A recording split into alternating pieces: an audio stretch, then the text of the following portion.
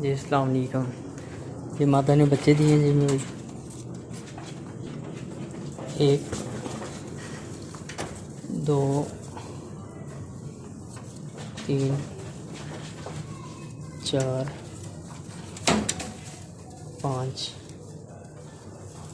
6 7 8 बच्चे दिए हैं।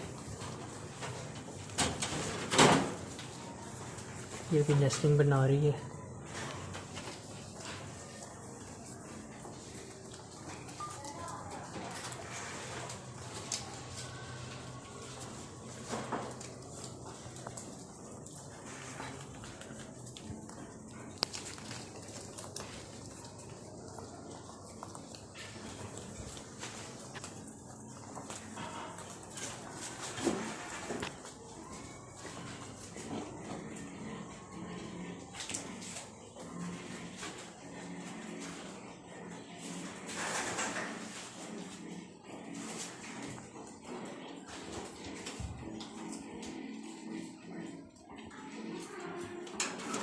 पिछले हफ्ते जो बच्चे दिए थे माशाल्लाह बड़े बड़े हो गए हैं।